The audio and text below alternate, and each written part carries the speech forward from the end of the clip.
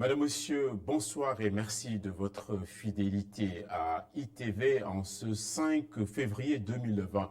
Le marché Petersen serait-il maudit au point d'être chaque mois la proie des flammes et puis ému aux larmes? Les parents des étudiants établis à Wuhan sont aujourd'hui fous de rage. Voici la colonne vertébrale du journal. Le marché Petersen en plein cœur de Dakar est l'un des moins sûrs qui soit. Comment comprendre qu'il soit attaqué aussi fréquemment par les flammes? Il n'y a pas mille explications à cela. Les normes ne sont point respectées. Effusion lacrymale chez les parents d'étudiants établis en Chine, à Wuhan.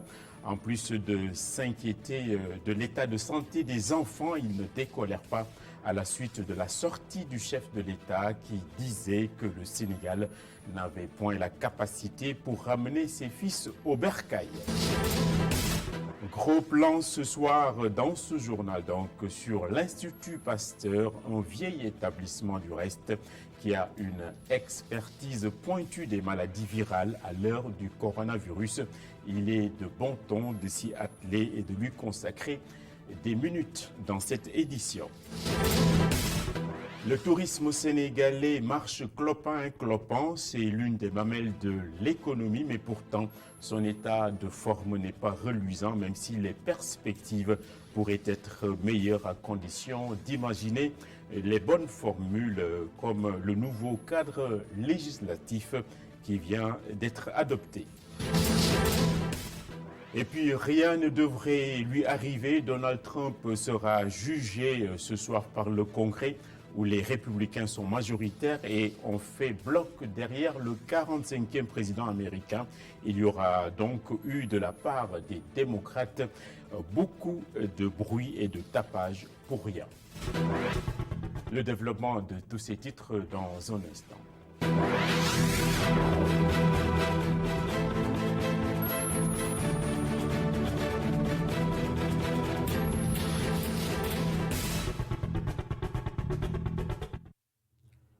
C'est un marché hautement inflammable, celui de Petersen, qui a été une nouvelle fois le théâtre d'un sinistre dans lequel d'importants dégâts matériels ont été déplorés avec plusieurs millions partis en fumée. Et comme souvent, l'origine du court-circuit est largement mise en avant. Les commerçants sinistrés ne décolèrent pas. Voici le reportage de Baba Ndiaye ainsi que Babacar Ndiaye.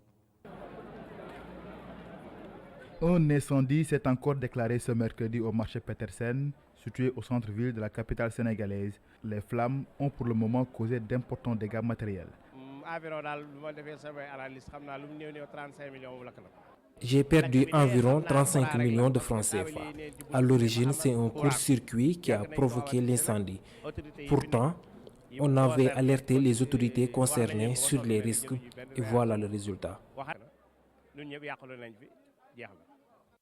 Après cet incendie, Siré Ndiaye étale ses doléances pour mettre un terme à cette situation.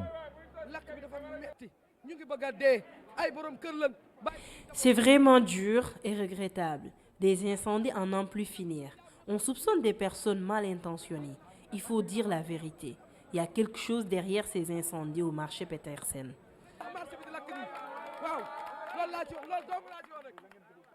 Suite à la recrudescence des incendies, les ambulants exigent l'ouverture d'une enquête et demandent l'accélération des travaux de recasement.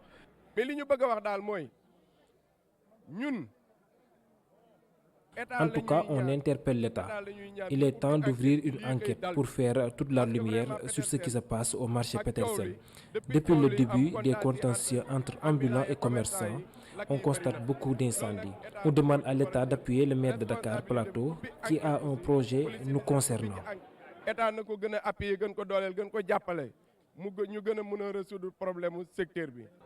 Pour rappel, il y a moins d'un mois, le même marché avait pris feu, plusieurs millions et d'importants dégâts matériels enregistrés.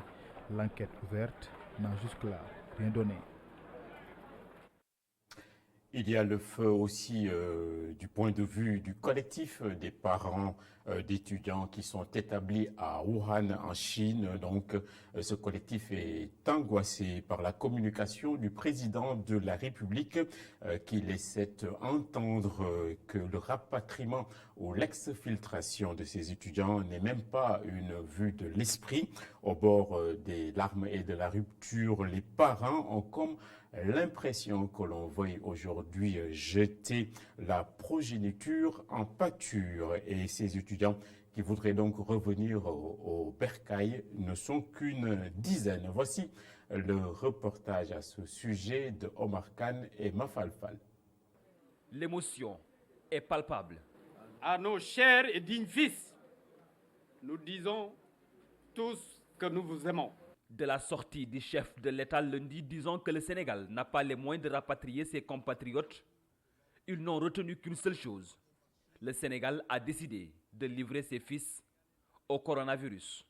Message certainement tronqué, mais qui a, ô combien, fini de jeter le désarroi, la confusion et l'émoi dans l'esprit de beaucoup de parents qui auront simplement retenu que le Sénégal allait livrer ses fils à une mort annoncée.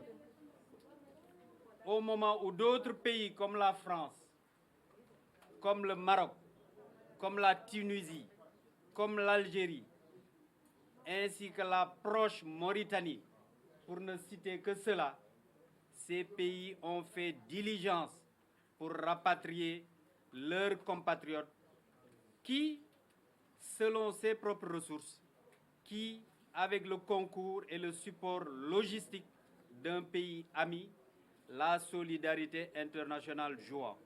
Le collectif des parents des étudiants sénégalais bloqués à Wuhan demande à l'État du Sénégal de hâter le pas pour rapatrier les 13 étudiants sénégalais bloqués à Wuhan avant que le pire ne se produise. Ils veulent sans équivoque leur exfiltration immédiate afin que le Sénégal ne rapatrie la dépouille de ses fils victimes de coronavirus. Si le malheur survenait, ils ne veulent point être incinérés. Les enfants sont en parfait état de santé et exigent un minimum, leur droit d'être secourus par leur mère patrie. L'urgence d'évacuation de Wuhan ne concerne que 13 étudiants seulement qui, répétons-le, sont en parfait état de santé. Un point de presse que le collectif des parents des étudiants sénégalais à Wuhan a tenu au lendemain de leur rencontre avec les autorités. C'est dire qu'ils ne comptent pas abandonner leur combat. Que la mère patrie ne les lâchera jamais.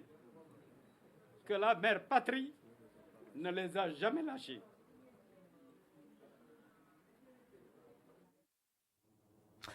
Seulement donc, il ne faut rien exagérer selon les autorités. Le Sénégal ne saurait laisser ses enfants où qu'ils se trouvent à eux-mêmes. Pour les étudiants de Wuhan, le gouvernement a d'ailleurs dégagé $1000 à chacun d'entre eux, donc à titre individuel. L'ambassadeur sur place est aussi en contact permanent avec eux et un dispositif a été mis en place. On va écouter le secrétaire d'État chargé des Sénégalais de l'étranger qui a été interrogé par Mame Abdoulaye Kassé. Le dispositif qui est mis en place par l'État du Sénégal via notre représentation diplomatique en Chine pour assister, secourir en cas de besoin nos compatriotes et plus particulièrement nos 13 étudiants qui se trouvent aujourd'hui dans la ville de Wuhan qui est l'épicentre de cette épidémie. Notre ambassade est en contact permanent avec le responsable des étudiants sénégalais en Chine. Nous avons eu aussi à instruire le service de gestion des étudiants sénégalais à l'étranger qui gère l'ensemble des étudiants à travers le monde. L'ambassade du Sénégal à Beijing a eu à faire un geste à l'endroit des étudiants en les envoyant 12 000 yuan. C'est l'équivalent d'1 million. Le président de la République également a pris la décision de les appuyer individuellement à hauteur de $1 000. Et la sérénité du secrétaire d'État semble aussi affecter l'Organisation mondiale de la santé, l'OMS. Un tableau de bord pour le monitoring de la situation et le renforcement de la vigilance a été mis en place. C'est ce qu'a révélé la représentante résidente de l'OMS au Sénégal qu'on va écouter. Elle s'est toujours exprimée au micro de Mam Abdoulaye Kassé. L'OMS a mis à la portée des pays un tableau de bord. Et ce tableau de bord permet de voir ce qui est en place, ce qu'il faut améliorer, ce qu'il faut renforcer et ce qu'il faut à nouveau mettre en place en fonction de la spécificité de l'épidémie en cours de ce nouveau virus. Le Sénégal se prépare, mais les partenaires doivent harmoniser leur appui et fournir des ressources s'ils en ont pour pouvoir aider celles que le gouvernement met à la disposition de cette situation de préparation. Une équipe d'experts a été désignée pour soutenir les pays prioritaires, dont le Sénégal. Et nous continuons notre travail aux côtés du Comité national de gestion des épidémies.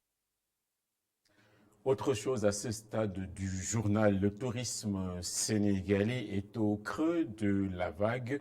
Les acteurs ont dépeint une situation peu reluisante, même si les perspectives semblent bonnes. Et pour en arriver là, le cadre législatif devra être impérativement revu et c'est ce qui semble donc être le cas. On va suivre tout de suite le sujet réalisé sur le tourisme et les acteurs de Kessendour. L'hôtellerie se modernise. Les syndicats et le patronat représentés par Racinsi sont tombés d'accord sur une amélioration des conditions de travail des professionnels du secteur. Nous avions accepté une première fois d'aller à une retraite de 5 à 56 ans et ensuite maintenant revenir discuter encore pour arriver à 58 ans par rapport effectivement à une évaluation qui a été faite. Et ensuite on a ouvert effectivement une fenêtre pour les gens qui veulent partir effectivement avant 60 ans. Nous nous en réjouissons, mais nous remercions vivement effectivement le patronat de l'industrie touristique et hôtelière du Sénégal.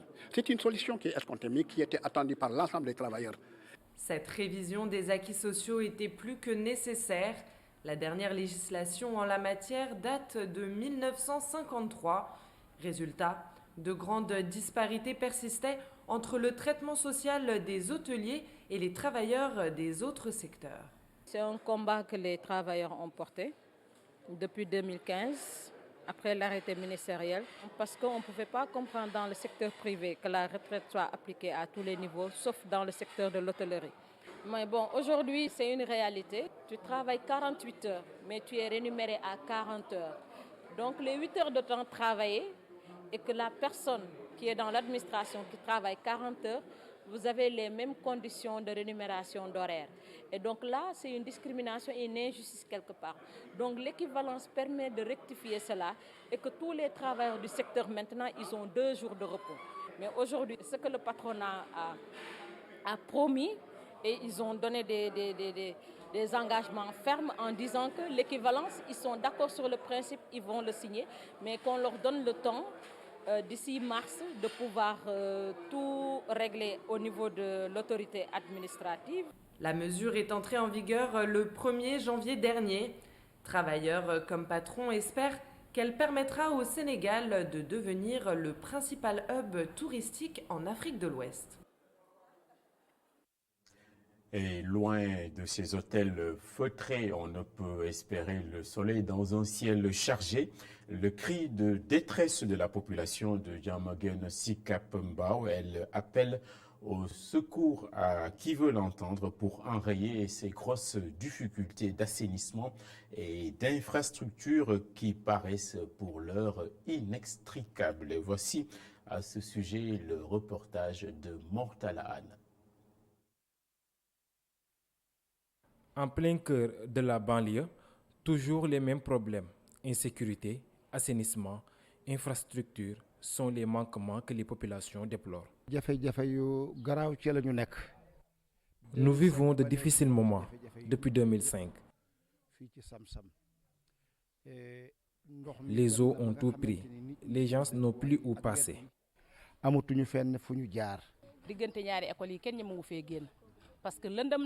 Personne ne peut passer entre les deux écoles à cause de l'insécurité. Il n'y a pas d'éclairage. Ce que nous vivons, c'est le calvaire total. Notre doléance, c'est les canaux. Nous en avons besoin. Au niveau de la commune de Diamaguène-Sicap Mbao, vraiment, nous sommes en train de vivre dans des conditions très difficiles. Parce que pour le moment, les populations sont en train de souffrir, surtout côté infrastructure. Donc, ce que nous demandons aujourd'hui à l'État de réhabiliter les routes au niveau de la commune de Diamaguène-Sicap Mbao. À qui la faute? Le gouvernement, l'administration locale. Ce qui est constant est que la commune de Diamaguène-Sicap Mbao se dit laissée en rade. Nous interpellons le maire de la commune de prendre ses responsabilités et aussi parler avec les autorités. Parce que les populations n'ont pas senti leur maire. Parce que c'est un maire qui n'est pas proche de la population. Même quand tu demandes les populations, est-ce que vous connaissez le maire? Il dit non, on ne le connaît même pas. Et ça, c'est un problème. Parce qu'il est élu par les populations. Donc, quelle que soit la situation, il doit descendre sur le terrain, aller rencontrer les populations, voir leurs propres problèmes pour essayer de voir qu'est-ce qu'on va faire ensemble pour résoudre ces problèmes. Mais il n'a pas fait ça. Ces populations font face à des conditions difficiles et réclament une seule chose, l'aide du gouvernement.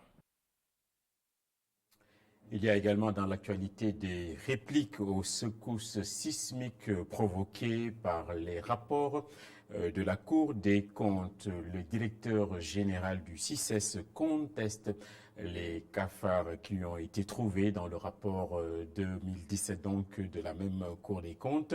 Cheikh Ndiaye a rassemblé aujourd'hui les journalistes pour une mise au point. Il a ainsi justifié les sommes astronomiques qui ont été déversées dans le désherbage du CICES ainsi que la location d'un générateur électrique. 78 et 119 millions respectivement ont été mis dans ces postes. Donc voici le sujet réalisé par Moustapha Gabar Diop et Bachir Sow. 70 millions de francs CFA dépensés pour le désherbage du CICES en 2 semaines. Cette révélation de la presse, tirée du rapport de la Cour des comptes, préoccupe particulièrement le DG du Centre international du commerce extérieur du Sénégal. C'est aussi, le désherbage aussi veut dire élaguer les arbres. Le désherbage veut dire aussi prendre tout ça, transporter ça avec des camions, amener à Mbabas. Ce n'est pas couper les arbres seulement ici, c'est curer le canal, c'est élaguer les arbres, c'est amener tous les déchets là à Mbabas. Cette somme-là, c'est à rapporter à 6 foires et non à rapporter en une foire. Et pourquoi 6 foires? Parce que l'étude de la Cour des comptes porte sur la gestion 2011 jusqu'à 2015. Ça, si vous le comptez, ça fait 6 foires. Et que même si c'était une foire, les 78 millions là, ce serait un marché appel d'offres. Vous en convenez avec moi? Parce que 78 millions ne peut pas être DRP. Et étant appel d'offres, c'est validé par le CA et la DCMP aussi a cautionné. Sur la location des groupes électrogènes alimentant le CICES durant la FIDAC, Cheikh Ndiaye estime qu'il y a également une erreur dans la lecture du rapport. Et je tiens à rectifier ça, ce n'est pas 2 semaines, c'est 6 foires. C'est le cumul des foires 2011 jusqu'à 2015, ça fait 6 foires. Bon, 6 foires, c'est 12 semaines, si vous voulez. 12 semaines, à peu près. Donc, la vérité est que cette location-là se rapporte à 6 foires et non une foire.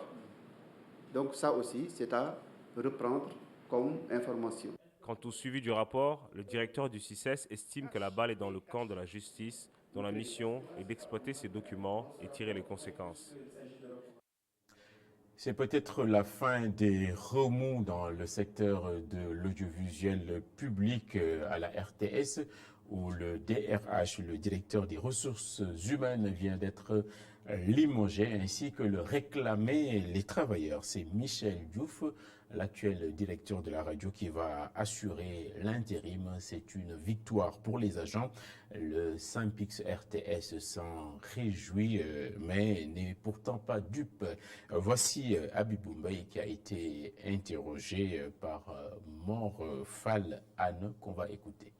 Merci encore de votre mobilisation qui a conduit au départ du DRH. Camarade le directeur général nous a reçus aujourd'hui pour nous annoncer qu'il a mis fin aux fonctions de M. Alioune Thiam.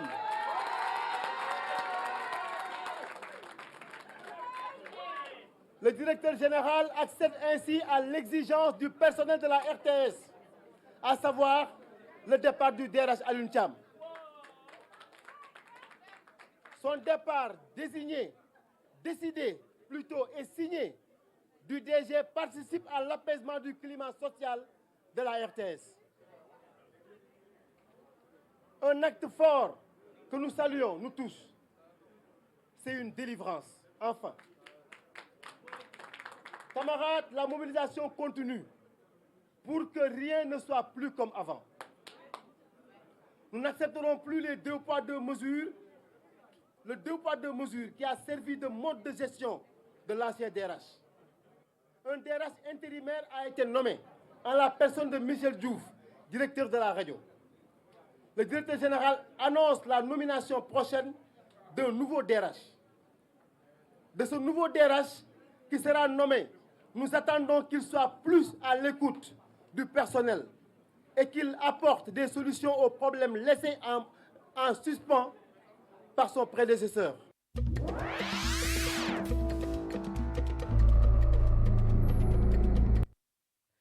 L'actualité internationale en images et en photographie, le jeune Peter Buttigieg, on va voir les images, a surpris son monde en arrivant en tête des primaires démocrates de l'Iowa. Il devance d'une courte tête Bernie Sanders, alors que la grande déception s'en trouve être Joe Biden. Le jeune de 38 ans devient du coup incontournable dans la course à la Maison-Blanche.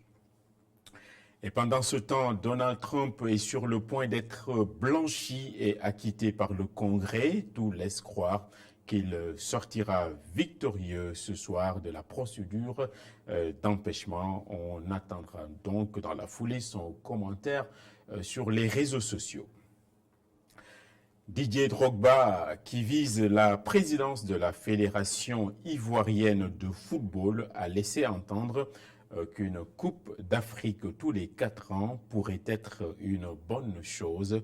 Il s'aligne ainsi sur la position arrêtée par le président de la FIFA, Infantino. C'est un peu de la réelle politique pour lui.